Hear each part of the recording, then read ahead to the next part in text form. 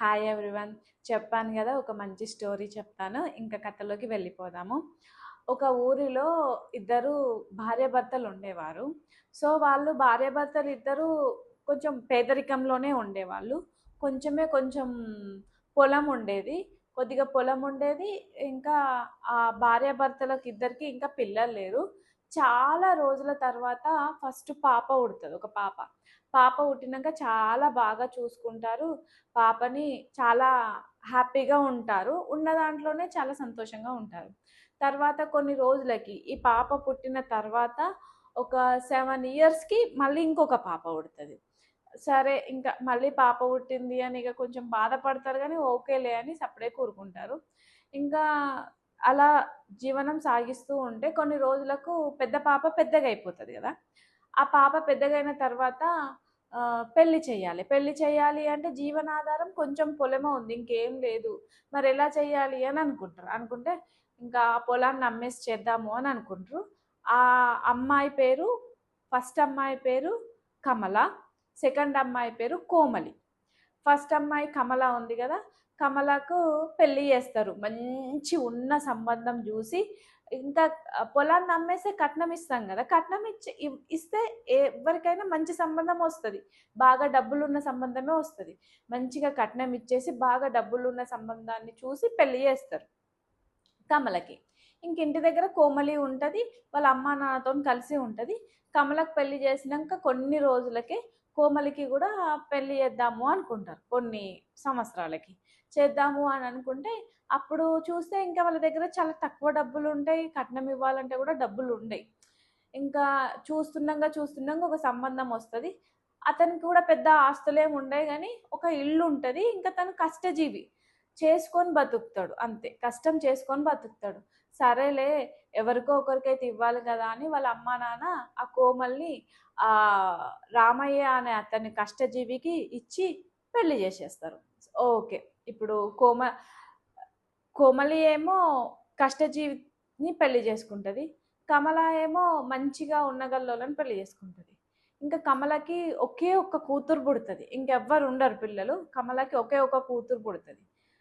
కోమలికి వచ్చేసి ఒక 3 మెంబర్స్ పుడతారు. 2 అమ్మాయిలు పుడతారు, ఒక అబ్బాయి పుడతారు. ఇంకా వాళ్ళు అంతే, కష్టం, పని చేసుకోవాలి, ఆ రోజు పూట గడుపుకోవాలి.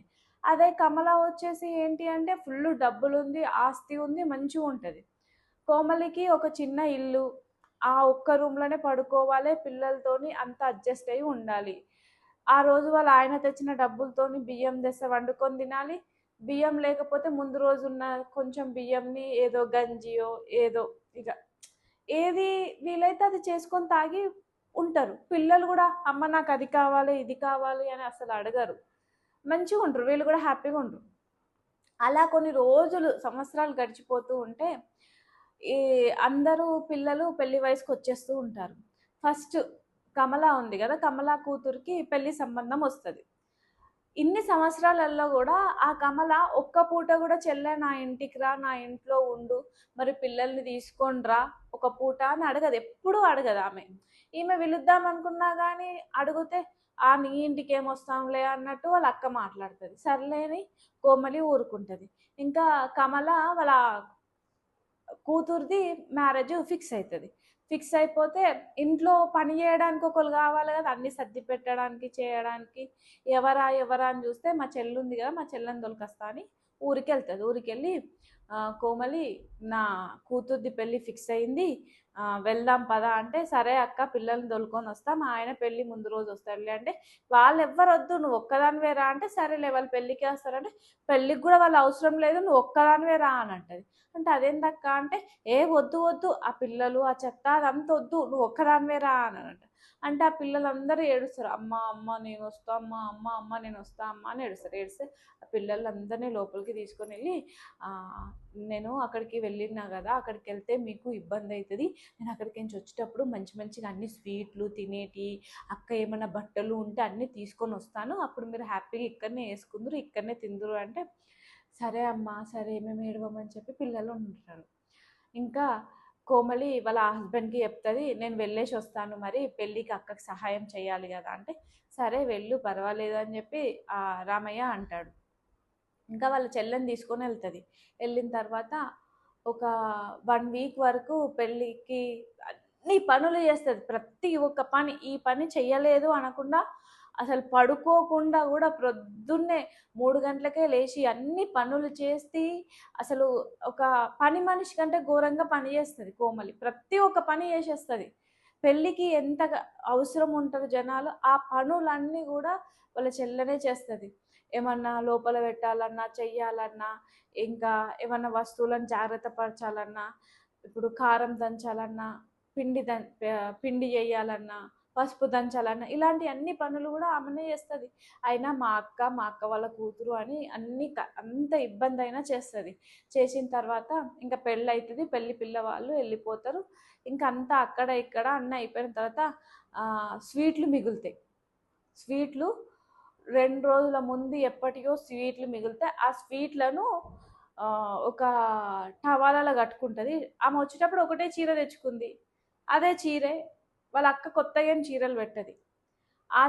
ఆ స్వీట్లను ఒక టవాలలో కట్టుకొని తీసుకొని చెప్తుంది, అక్క ఇట్లా మిగిలిపోయినాయి స్వీట్లు, కొంచెం బూజు బూజు కూడా పట్టినాయి, ఇవి ఎవరు తినలేరక్క, నేను తీసుకెళ్తున్నా అని చెప్తే వాళ్ళ అక్క ఉండి, ఈ స్వీట్లు తీసుకెళ్తావా నువ్వు, ఎందుకు, నీ పిల్లలక?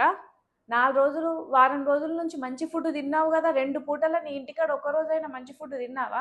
ఈడనైతే 2 పూటలు మంచిగా తిన్నావు కదా, అదే నీకు ఎక్కువ, ఆ స్వీట్లన్నీ తీసుకుపోయి ఆ బర్రెల కుడిది లేచేయి అని చెప్తుంది.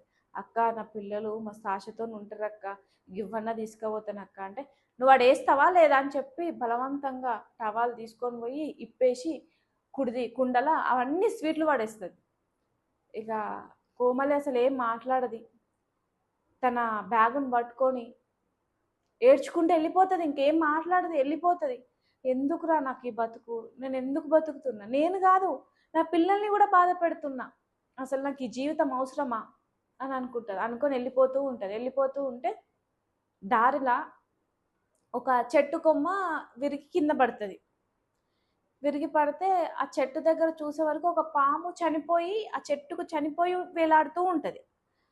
వేలాడుతూ ఉంటే ఇంకా అనుకుంటుంది, ఈ పాముని తీసుకొని పోయి అండి పెట్టి మా పిల్లలకి పెట్టి నేను నా పిల్లలు మా ఆయన చనిపోతాం, నాకు ఇంకా బతకాలని లేదు అని అనుకొని ఆ పాముని తీసుకొని పోయి, ఏం తెచ్చావు అంటే, వచ్చేటప్పుడు పెద్దమ్మ చేపలు ఇచ్చింది, చేపలు మంచిగా కడిగి చేపల పులుసు చేసి పెడతా, బియ్యం ఉన్నాయా అంటే ఉన్నాయమ్మ కొన్ని అని అంటే, సరే అన్నం అండి చేపల పులుసు చేస్తా తిందురు అని అంటారు. అనగానే ఓకే అమ్మ అంటారు. అనగానే ఇంకా ఆ పాముని మంచిగా కడిగేసి కట్ చేసేసి పులుసు పెడతారు. పులుసు పెట్టి మంచిగా వాళ్ళు చూడరు, ఇది కడిగేటప్పుడు వాళ్ళు ఏం చూడరు, వాళ్ళ అమ్మనే చేస్తుంది. పులుసు పెడుతుంది మంచిగా. కొద్దిసేపటికి కుండలో కటా కటా కటా కటా అని సౌండ్ వస్తుంది. పొయ్యి మీద చేపలు అది పెడితే మామూలుగా ఇట్లా ఉడుకుతున్నట్టు సౌండ్ వస్తుంది కదా, కట్ట కట్ట కట్ట కట్ట సౌండ్ వస్తుంది. ఏంటా కటకట సౌండ్ వస్తుందా అని చెప్పి ఆమె పోయి స్పూన్తో తీస్తుంది. తీసేవరకు బంగారపు ముద్దలు, పులుసులో బంగారపు ముద్దలు మసులుతున్నట్టు కనబడితే షాక్ అయిపోతుంది. వాళ్ళ ఆయనను పిలుస్తుంది, జరిగిందంతా చెప్తుంది. నేను ఇట్లా పాముని తెచ్చి చచ్చిపోవాలనుకున్నా అని చెప్తుంది. చెప్పగానే వాళ్ళ ఆయన బాధపడతాడు, ఆ దేవుడే మనకి ఇది ఇచ్చినట్టుండు అని చెప్పి ఆ బంగారాన్ని